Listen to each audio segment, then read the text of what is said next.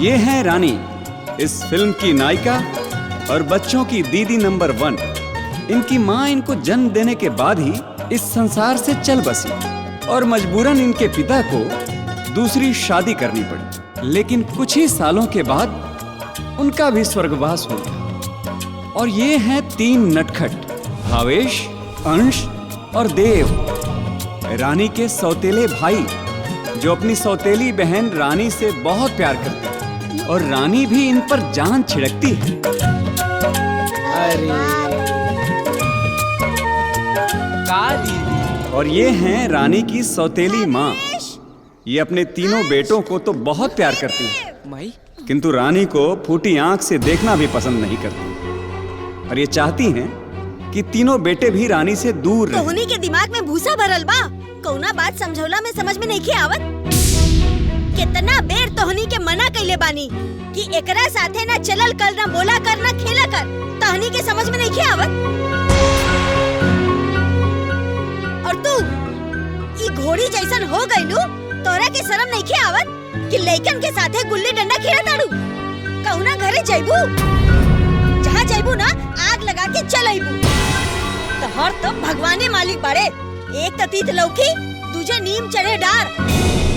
न जाने कौने नक्षत्र में जन्म ले रहलू, पैदा होते ही अपने माई के खा गईलू, कुछ दिन बाद अपने बाप के खा गईलू, हमार तो सुहागे उजाड़ देलू।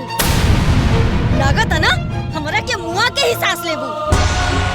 पता न कब ही लड़की से हमार पीछा छूटी।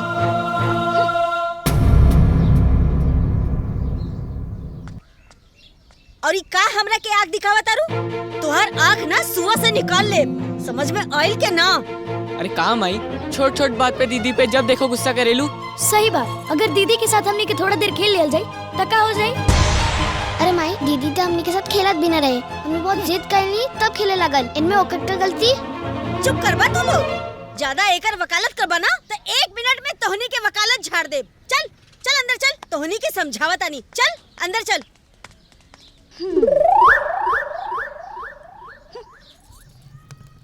रोज रोज के नाटक हो गइल बा।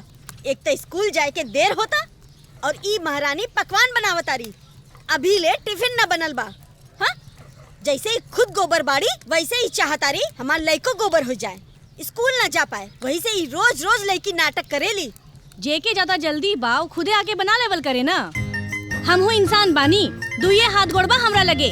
अब बाहर के भी काम करब तो रसोई में आके समय लागी ना। अब हम पूरा घर के ठेका ले ले बानी का, सब केहू के करे के चाहिए ना काम। हाँ हाँ, सब केहू करी, अब तू एजा बैठ के खा। 2 गो टिकरी बना देलू तो पूरा घर संभाल लेलू, पहाड़ उठा ले बाड़ू। पूरा खर्चा तोहर बाप रखे गइल बाड़े ना, उहे से चलता। न तो फाके चलत तो समझ में आ जाई कि कौने धान के हो रहा हो खेला। अरे माई, तू दीदी के फालतू पे काहे बड़बड़ालू? और वैसे भी टिफिन तो देखा टाइम से भी तैयार हो गई। देखा लो काम आई, रोज समय से तो मिल जाला, बेकार में दीदी के डांटे लू। चुपचाप ना बैग उठावा और स्कूले जा, ना तो अब ही हम तोरा के समझा दे। बड़ा दीदी के दाई बने आइल बड़ा। चला उठा, चप्पल पहना, ले जा एकरा के। चला। बड़ी आइल बड़ी।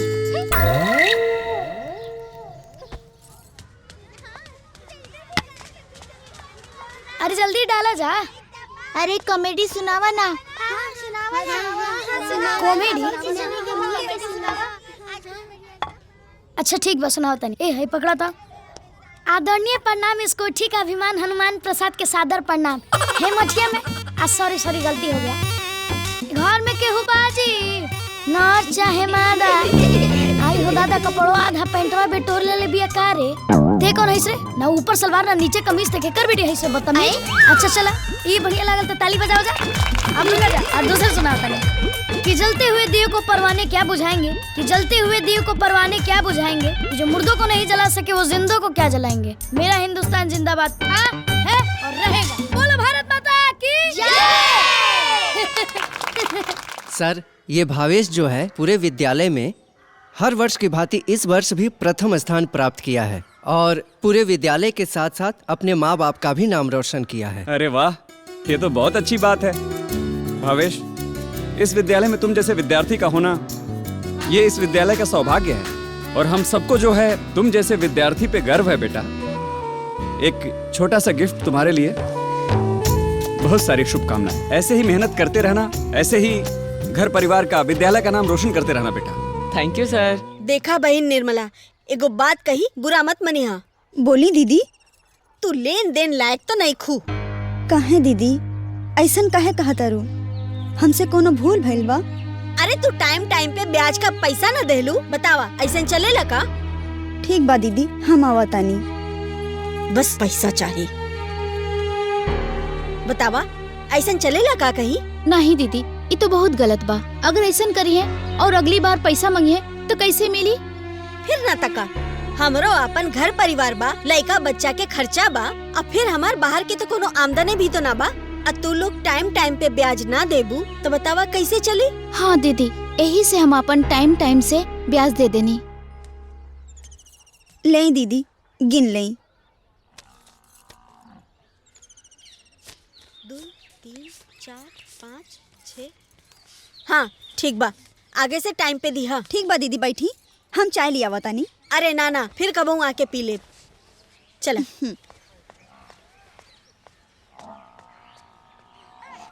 अरे दीदी रहुआ यहाँ? हाँ, अरे हम तोहनी के पासे जात रहनी। हाँ, ब्याज के पैसा दा। अरे दीदी हमनी के भरोसा नहीं का, पहुँचा देव घरे आके, काहे चिंता करत बाड़ू? अरे आप परेशान मत होगा दीदी, हम आपके घरे लिया के दे दे। तो बोलिए मत, लिया के दे दिया। हाँ। अरे नाना ना भुलाए। अरे दीदी ई कुल तो हो जात रहेला। और बतावा का होता?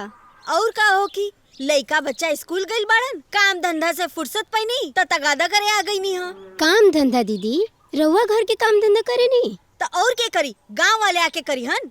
अरे नाना हमार ऊ मतलब ना रहे, मतलब कि रहुआ घर एक ठो सियान बिटिया बाड़ी, ऊ तरह और हाथ बटावत हुई, यही से हम पूछने, और कोनो मतलब नहीं के। का हाथ बटाई? हाँ हमरे नियन बा के निभ जाता, ना ता गली गली भीख मांगती। ठीक कहत बानी दीदी, रउआ ऐसन बानी कि सौतीन की बेटिया के पाल पोस के बड़ा कर देनी। भगवान आपके जी जांगर बनौले रहे। सही कहता रुए निर्मला दीदी। अच्छा ठीक बा, हम चलत आनी, बाकी याद रखिया तू लोग। अरे दीदी रहो घबराई ना, रहो चली, हमनी के अभी पैसा लेके पहुँचता नहीं। ठीक बा, आ जाई। हाँ। ए भगवान, ई तमाशा देखा, घरे के सारा काम धंधा छोड़ के ई महारानी आराम फरमात बानी। ए महारानी, महारानी सुनात नहीं खे? अरे का भेल दीदी, काहे खिसियाल बाड़ू? आवा देखा, कहत रहलू ना काहे खिसियात बाड़ू? तू कहेलू ना कि बिटीवा काम करत होखी, देख ला अपना आँखिन से देख ला कि महतारी के कितना सेवा करेली। घरे के सारा काम धंधा छोड़ के ई महारानी आराम फरमात बानी। सही कहता रुए दीदी। अरे ऐसन बेटा बेटी के त ई सहू ठीक ना हो।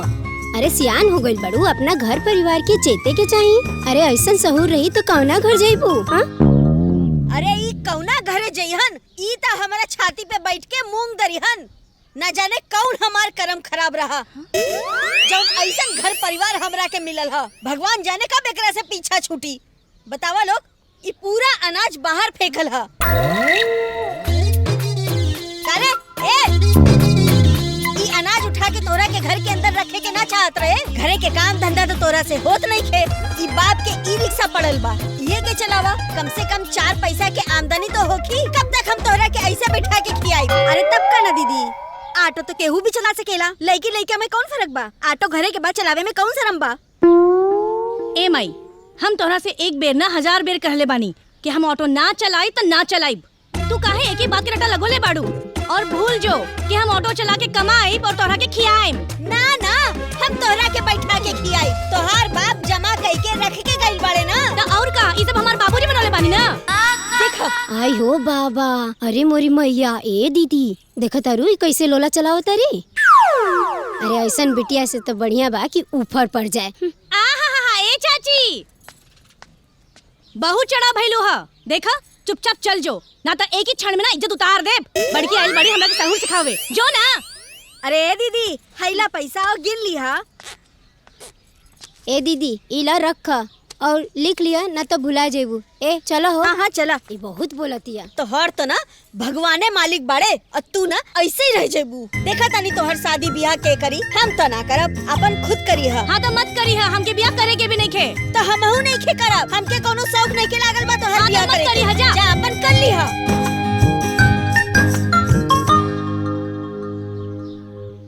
घर के सारा काम करे के बाद भी हमके ताना सुने के मिलेला और ऊपर से कहती है कि हम ऑटो चलाई। अरे ये काम कम बाका कि जाके अब हम ऑटो चलाई, चाहे कुछ हो जाए हम ऑटो तो ना चलाई, ना चलाई तो ना चलाई बस। दीदी दीदी अरे छोड़ा हमके देखा हमारा दिमाग बहुत खराब है ना तो पीट दे। छोड़ा हटो। और कितना बार कहले बानी कि हमरा लगे मत आवल करो, तोहनियों के समझ में नहीं आवत का। अरे का हो गेल दीदी? का हो गइल? अरे तू लोग के वजह से हमके ताना सुने के पड़ेला, ई कम बाका। अरे दीदी तू जाने लो ना उनकर स्वभाव ऐसन बा। तो जाके अपना माई के समझा दो कि एक दिन ना बहुत कस के जवाब पा जाइए वो हमसे। दीदी तू हमारी प्यारी वाली दीदी बाड़ू ना, तो माई के गुस्सा भाई पे काहे उतार ताड़ू? हाँ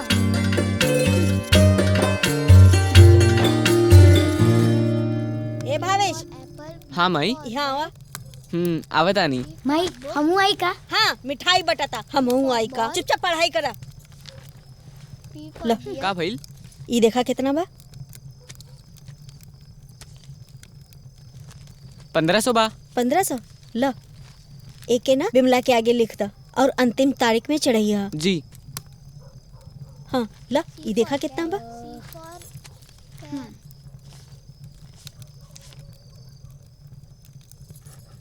2000। 2000। तो एक है ना आशा बना, आशा के आगे चढ़ा दो। आशा? हाँ।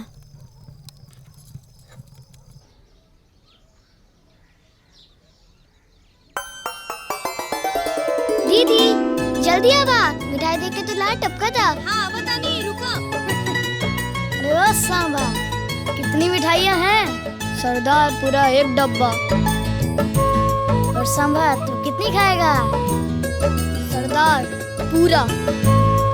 ये तो ना इंसाफी है रे सांबा, अगर सारी मिठाइयाँ तू खाएगा तो सरदार क्या खाएगा? थप्पड़ खाए के बा, हमरा पास फुल स्टॉक में बा। वो तो तारे के प्रिंसिपल चल देख लिए। हाँ बस हम आ गई नहीं, अब हंसी मजाक बंद।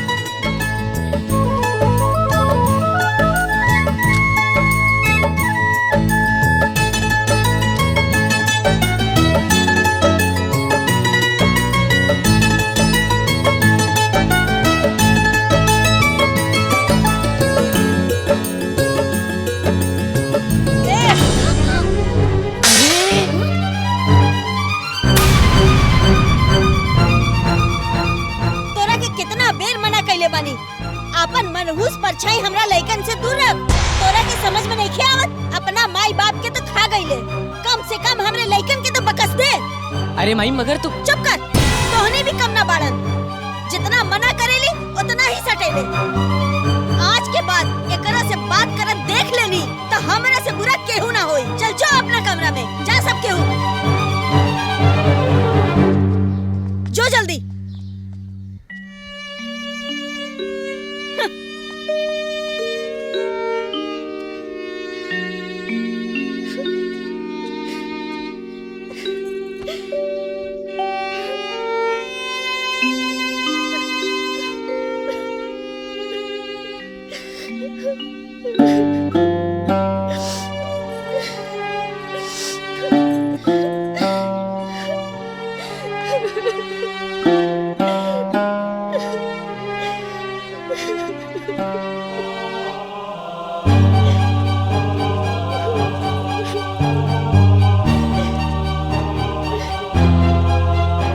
रोआ ना दीदी।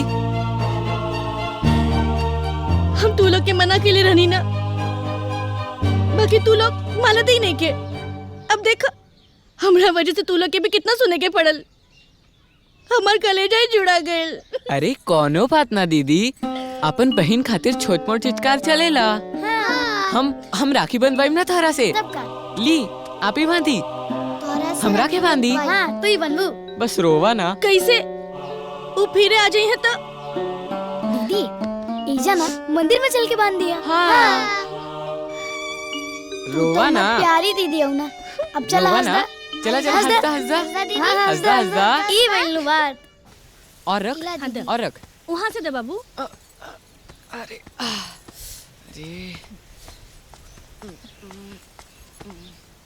ए महारानी, ई सब काम धंधा छोड़ा, खेत अधिया वाले जोहत बड़े, जाके अनाज बंटवा दा।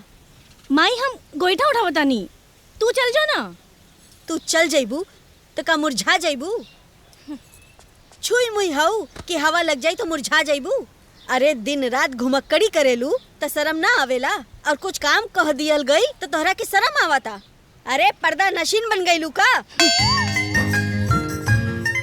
कुछ हो, अब तो हम खेत ना जाए। तू तो दिन भर गली गली घूमत फिरेलू ना, तो खेत जावे में कवन दिक्कत बा? चल जाओ। एकर देखा हो, तय हमार घूमल फिरल निहारत बड़े, तय हमार जोड़ धरबे, हमार दान चलेबे। बहुत हो गई हमार पट्टीदारी, अब तो बर्दाश्त के बाहर बा। अरे जाई दा ना माई, दीदी काम करत हिया, हम चल जाई खेत। सही बात, दीदी के काम करे दा, हमनी के खेते चल जाता नहीं जा। तो दीदी के छोड़ दा ना। काहे छोड़ दई? बड़ा दीदी के दाही बनल बड़े ना, अब तो पानी कपारे से ऊपर जाता, अब तो फैसला करे के ही पड़ी। अरे ई तो उहे हाल हो गई बा, जेकर दिहल रोटी खाए उहे की कुकुरिया दौरी चबाए। बाकी अब तो हमरा से बर्दाश्त ना होई। बहुत तोहरा के हम बैठा के खिया देनी है, अब हम तोहरा के बिठा के ना खियाई। अब तू आपन रास्ता देखा और हम आपन रास्ता देखा। आज के आज तू ही घर से निकल जा, तू अपन कहीं और ठिकाना ढूंढ ला, या कहीं डूब के मर जा। हम कहीं ना जाए और ना ही हम डूब के मरब, हम यही जा रहब। काहे? तोहार बाप यहाँ कमा के धैले बारन का? तो और का, हमार बाबूजी तो सब कमा के देले बाड़े। ये घर दुआर हमार बाबूजी बनौले बाड़े, और एमे ना हमार हिस्सा होकेला। हम कहीं ना जाएम। ना जाइबू ना तो सुन ला, आज के बाद तू आपन रास्ता देखा और हम आपन रास्ता देखब। हम तो हर जिम्मेदार ना है, तू आपन बनावा, आपन खा, और हमसे एक पैसा के उम्मीद भी मत रखिया। हाँ हाँ ठीक बा, वो हम आपन देख ले। तू हमार चिंता छोड़ा, तू ना अपना आप के संभाल।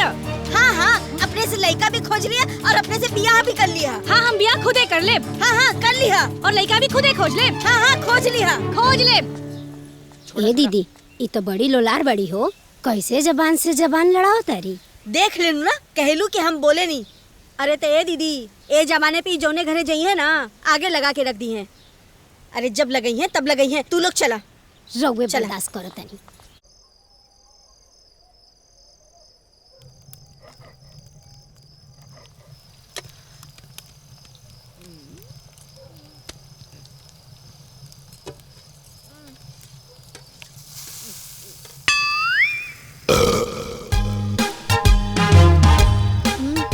अरे का भइल बा माई के?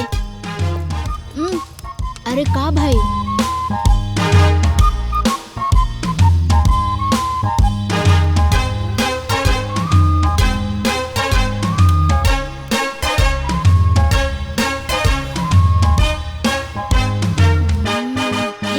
देखना दीदी कितना बढ़िया खाना बनाता रही।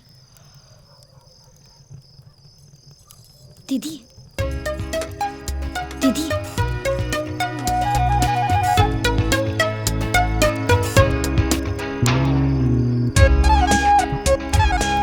ए देव, ओइजा का देखत बड़े, चुपचाप खो।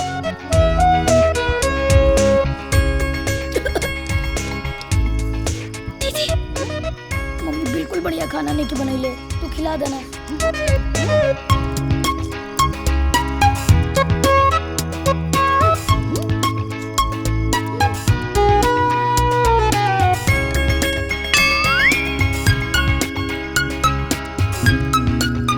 माई अब हो गई। काहे? आज का हो गई, काहे ना खइबे? बस ऐसे ही, ले तू खा। माई हमार पेट भी बहुत दुखा था, हम ना खाई। इतना खाना बनेले बानी, के खाई? फेकाई का? तू खा लिया ना, तू खा लिया। ए तू खा लिया। अरे अरे अंश, माई तू खा लिया, हमार पेट भी भर गई। अरे देव, भाग दे भाग। अरे देव सुनता, ये सब खाना बर्बाद हो जाए।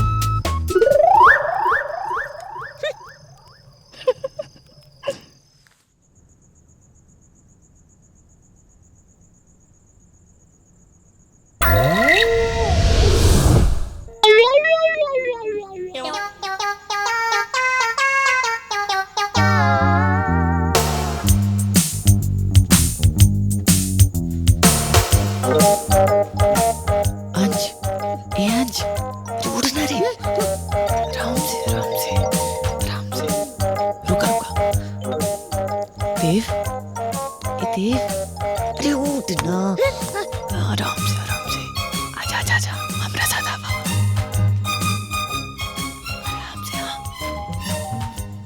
आराम से,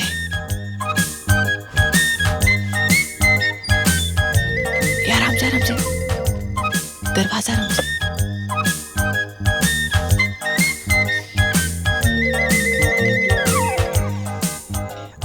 आवा आराम से। हाँ हाँ आवा। दीदी दीदी दीदी माई जाग जाए तो हमनी के पिटा जाए वो बेलन से। ठीक बा, बाकी तू तीनों लोग रात के घूमत काहे बाड़ो? नींद नहीं खावत का?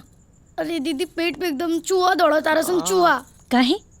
अबे थोड़ी देर पहले खाना खा के सोत रहला हो, हाँ? फिर से भूख लग गई? दीदी माँ इतना बेकार खाना बनैले रही ना, इतना बेकार कि हम का बताएं। हाँ एहे से हम खाई ना पाइली और अब भूख लाग गइल बा, वो बहुत जोर से। दीदी जब तक तोरे हाथ के ना खाई तब तक हमार पेट ना भरी। ओ, हमरा के पहले से पता रहे, यही से हम खाना बढ़ा के बनौले बानी। सच में? अब अब चला चला। ला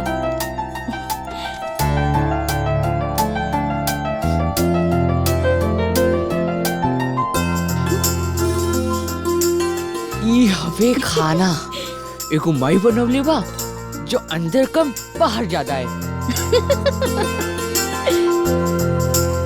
दीदी खाना बहुत बढ़िया बनल बा। वाह बहुत बढ़िया बा। हाँ हाँ। खीर तो बहुत बढ़िया बनल बा।